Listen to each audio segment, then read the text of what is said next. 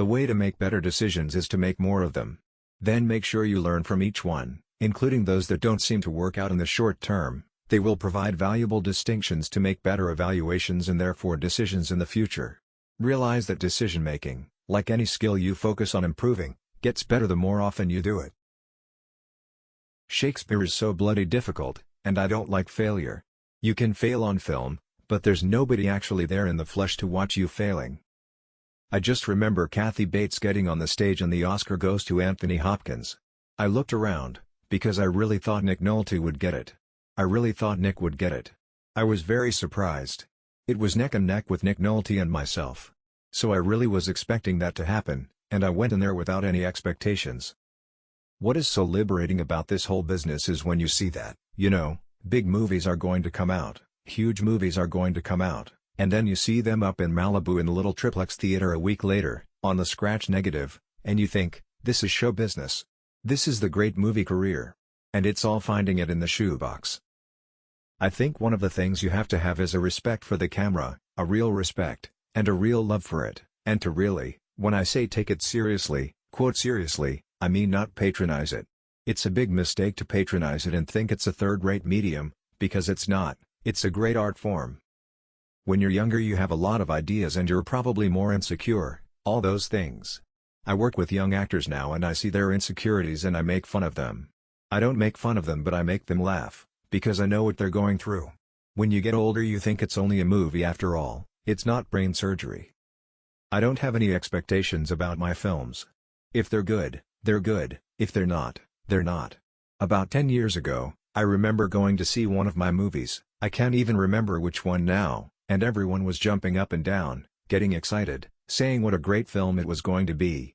We all went in and watched it, and it was the slowest movie I've ever seen. The next day, the reviews were terrible and half the studio was fired. Acting is a creative process, and directing and music. I think creative people, and I take myself as a creative person, and it doesn't mean you have to be an actor, a musician, or a painter, but I think if you are in a creative profession or a creative business you do have a heightened awareness. I was born in the same town as Richard Burton, the actor, and I saw him. He used to come, he and his wife drove by in the car in my father's shop and Burton would come home from Hollywood and ask him for his autograph, and I thought, I want to be like him. And that's all I said to myself, I want to be like that. I want to get out of this environment of my own empty mind. Try not to be concerned with it. It's a spiritual thing. Don't look for the results, don't live in the payoff. Live in the moment, which is a spiritual principle. Live in the moment and let the results take care of themselves. It's in the hands of God. The rest is all ego. And I have learned, over the years, it's got nothing to do with me. As my life is none of my business. I wanted to be a musician. I just wanted to be famous because I wanted to escape from what I felt was my limitation in life. And I wanted to write music, and I didn't know what I was doing and I never had the technique or understanding of it. But I've always played the piano and I can improvise on the piano, but the problem is that I can't write down what I write. I can read music but I can't write numbers. I used to be a bit obsessed by acting but not anymore. I do enjoy acting but I probably enjoy it more now because it's easier. I can't work in the theater because to me it's too serious. It's like being in prison for me. I admire people that can do that but I can't do it. I'd rather live my life and do a bit of acting in between. You relax within the verse. You realize the structure of the verse and relax into it. It's like swimming. Or riding a bike. You can't make it sound real if you are thinking it through as you go. You can't think through Shakespeare, you have to speak it. And listen to the rhythm of it and then it takes you over. And to make it sound real you speak as if you believe it. Don't act it. Just be it. I do my job, and I do what I'm paid to do and I'm always prepared. I prepare by learning the text so well that when I show up, I'm relaxed and the performance sort of happens. Now whether that's good or bad, I don't know.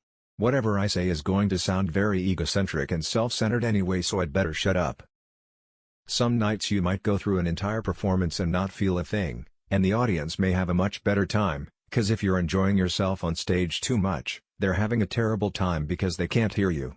And if you're a woman your mascara's running. I'm just an actor. It's the way the script is written, and it's easy. I don't have to think about it. When you receive the script, you know pretty well how to play it, apart from little technicalities like the accent. My philosophy is, it's none of my business what people say of me and think of me. I am what I am, and I do what I do. I expect nothing and accept everything. And it makes life so much easier. I like to work. I don't like to disrupt my equilibrium. I don't like to change my head. I'd rather be a third-rate actor. It's a job, and I'm dedicated in my way. I enjoy it. I'm serious about it. But if it doesn't come off, I'm not going to die. Which quotes did you like the most? Like, comment and subscribe.